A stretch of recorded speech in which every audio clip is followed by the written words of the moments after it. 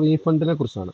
അതായത് നമ്മളൊരു job deliver ചെയ്തു, കസ്റ്റമർ നിന്ന് ക്യാഷ് വാങ്ങി ഡെലിവറി ചെയ്തു പോയതാണ്. വീണ്ടും അത് കംപ്ലൈൻറ്റ് വന്ന് അപ്പോൾ അത് നമുക്ക് ശരിയാക്കാൻ പറ്റും, നമ്മൾ റീഫണ്ട് ചെയ്യാണ്, ആ എമൗണ്ട് റീഫണ്ട് ചെയ്യാണ്. അപ്പോൾ അതിന് ഒന്ന് രണ്ട് കണ്ടീഷൻസും ഉണ്ടാവും. അതിന് സ്പെയർ പാർട്സ് യൂസ് ചെയ്തിട്ടുണ്ടാവും, സ്പെയർ പാർട്സ് നമുക്ക് റിട്ടേൺ എടുക്കാൻ പറ്റുന്നുണ്ടാവും, എടുക്കാൻ പറ്റാത്തതുണ്ടാവും. അപ്പോൾ അതിൽ റീഫണ്ട് എങ്ങനെയാണ് കാണിക്കുക എന്നുള്ളതാണ്. അപ്പോൾ ഡെലിവറി ചെയ്ത ഹാൻഡ്സെറ്റിൽ മാത്രമേ റീഫണ്ട് ഓപ്ഷൻ വരുള്ളൂ. അപ്പോൾ ഡെലിവറി ചെയ്തൊരു ഒരു എക്സാമ്പിൾ എടുക്കാം. അപ്പോൾ ഇതിലെ അതിൻ്റെ സ്റ്റാറ്റസിൽ പോയി ഇവിടെ റീഫണ്ട് ഓപ്ഷൻ ഉണ്ട്, ഇത് ഡെലിവേർഡ് ആണ്. ഓക്കെ, ഇതിൽ റീഫണ്ട് ഓപ്ഷൻ ഉണ്ട്. റീഫണ്ട് ക്ലിക്ക് ചെയ്തിട്ടുണ്ടെങ്കിൽ ഇപ്പോൾ നമുക്ക് അതിന് തൊട്ട് മുന്നേ ഒന്ന് ശ്രദ്ധിക്കേണ്ടതെന്ന് വെച്ചാൽ സർവീസ് ഇൻഫോ നോക്കിയിട്ടുണ്ടെങ്കിൽ ഇതിലെ ടോട്ടൽ 450 രൂപയാണ്. സ്പെയർ കോസ്റ്റ് 200 രൂപയും സർവീസ് ചാർജ് 250 രൂപയും, അങ്ങനെ 450 ആണ്. സ്പെയർ പാർട്സ് യൂസ് ചെയ്തിട്ടുള്ളത് ഒരു ബാറ്ററിയാണ്, 200 രൂപ ഉള്ളൊരു ബാറ്ററിയാണ്, 250 സർവീസ്, ടോട്ടൽ 450 ആണ് കസ്റ്റമറിൽ നിന്ന് ഡെലിവറി സമയത്ത് വാങ്ങിയിട്ടുള്ളത്. ഓക്കെ, ഇനി റീഫണ്ട് ചെയ്യുന്ന സമയത്ത് ടോട്ടൽ 450 ആണ് കസ്റ്റമറിൽ നിന്ന് വാങ്ങുന്നത്. ഓക്കെ, ഇവിടെ ആഡ് ന്യൂ റീഫണ്ട്.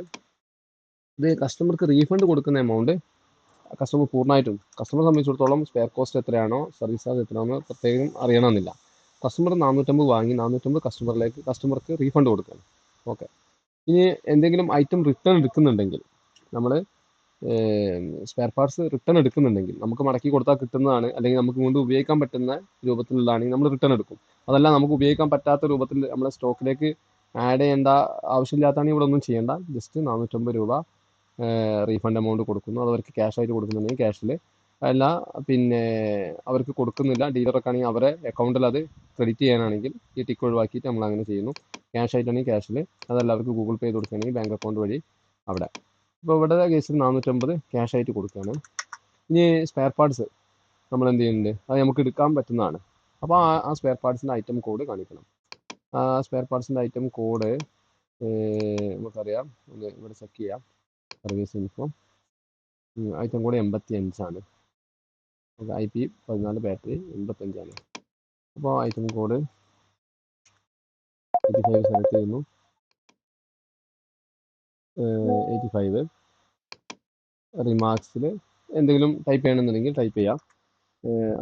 ഐറ്റം കോഡിന് 200 രൂപ ഇവിടെ കാണിച്ചു. ഇത്ര മാത്രം ചെയ്താൽ, ഇങ്ങനെ ചെയ്യുമ്പോൾ 450 കസ്റ്റമറിലേക്ക് ക്യാഷ് ആയിട്ട് കൊടുക്കുന്നു. പ്ലസ് നമുക്ക് ഈ ഐറ്റം നമ്മുടെ സ്റ്റോക്കിലേക്ക് തിരിച്ചു കയറുന്നു. 85 എന്ന് പറഞ്ഞ ഐറ്റം നമ്മുടെ സ്റ്റോക്കിലേക്ക് തിരിച്ചു കയറും.